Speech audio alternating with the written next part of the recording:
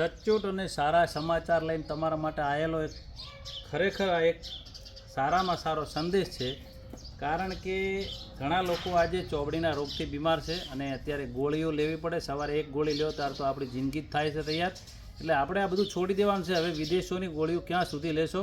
આજીવન ગોળીઓ લીધું. હવે થોડી વડવાઓની વાતો સાંભળો, કારણ કે કંઈક એની અંદર ઘણું બધું છુપાયેલું છે. એ થોડુંક જાણવાની કોશિશ કરો. એટલે આપણા જે ખેતરની અંદર જે લીમડા ઉપર જે ગળો કહેવાય છે, લીમડા ઉપર જાય છે. આજે જે વાડનો વેલો હોય છે ને, એ વાડ ઉપર વેલડો તૈયાર થાય. અને ખાસ કરીને આ એકદમ કડવી વસ્તુ આવે છે. સવારે આનું સેવન કરવાથી ગમે તેવો ચોબડીનો રોગ અને ભયંકરમાં ભયંકર સોરાયસિસ નામનો રોગ ક્યારે કોઈથી નાબૂદ દવાથી નથી થતો.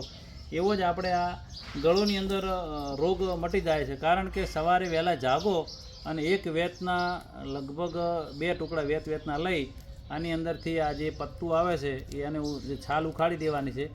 આ રીતે છાલ કાઢી નાખવાની અને નાના નાના ટુકડા આવા લસોટી અને 200 થી 300 ગ્રામ પાણીની અંદર લઈ અને એને બરાબર ઉકળવા દેવાનું. અને સવારે ભૂખ્યા પેટે વહેલા અડધો ગ્લાસ ઉકાળો પી લેવાનો. 45 થી 50 દિવસમાં ગમે તેવો ચોબડીનો ભયંકરમાં ભયંકર રોગ મટી ગયેલો છે. એવા હજારો દાખલા છે મારી જોડે અને હું પણ મટાડું છું.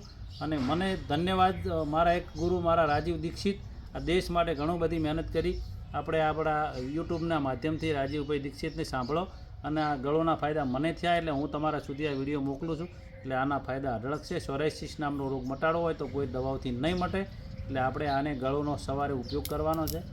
મોજ કરો. જય સિયારામ.